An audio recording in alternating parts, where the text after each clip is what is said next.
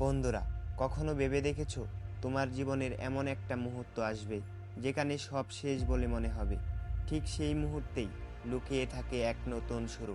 আজ আমি তোমাদের এমন একজনের গল্প বলবো যে শেষ থেকে তার জীবনের সবচেয়ে বড় শুরুটা করেছিল। জহির নামের এক যুবক, তার বয়স তখন 25। জীবনের প্রতি সে ছিল উদাসীন, অলস এবং সব কিছুতেই হতাশা। ছোটোখাটো চাকরি করত, কিন্তু কাজের প্রতি কোনো মনোযোগ ছিল না। তার স্বপ্ন ছিল অনেক বড়, কিন্তু বাস্তবতার মুখোমুখি হয়ে স্বপ্নগুলোকে সে অনেক আগেই বিদায় জানিয়েছিল। একদিন অফিস থেকে ফেরার পথে সে এক বৃদ্ধ ভিক্ষুককে দেখতে পেল। ভিক্ষুকটি একটি পুরনো বই পড়ছিল। বিষয়টি জহিরকে অবাক করল।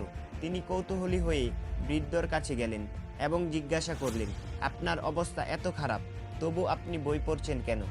বৃদ্ধটি মুচকি হেসে বলল, বই পড়ে আমি নতুন নতুন জিনিস শিখি। শেখা বন্ধ হয়ে গেলে জীবনের মানে থাকে না।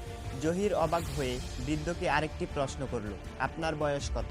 বৃদ্ধটি বলল, 70-এর কাছাকাছি, কিন্তু প্রতিদিন আমি নতুন কিছু শেখার চেষ্টা করি।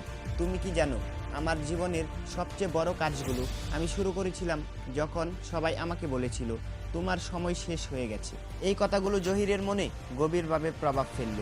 তার মনে হলো, আমি তো এখনো 25 বছরের, কেন আমি হাল ছেড়ে দিচ্ছি? সেদিন থেকেই জহির নিজের জীবনকে নতুন করে সাজানোর সিদ্ধান্ত নিল।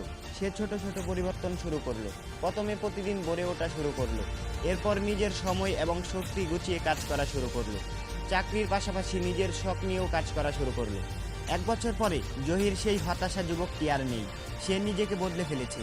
তার স্বপ্নগুলো এখন আর শুধু কল্পনা নয়, বাস্তবে রূপ নেওয়ার পথে। তো বন্ধুরা, এই গল্প থেকে আমরা কি শিখলাম? জীবন যতই কঠিন হোক, প্রতিদিন আমাদের সামনে নতুন সুযোগ আসে। আমরা যদি শেখার ও চেষ্টা করার মনোভাব রাখি, তাহলেই সব কিছু সম্ভব। তুমি কি আজ থেকেই তোমার জীবনের নতুন অধ্যায় শুরু করবে? সিদ্ধান্তটা কিন্তু তোমার। তোমার জীবনের গল্প কিভাবে বদলাবে নিচে কমেন্ট করে জানাও, এবং মনে রেখো, তুমি পারবে।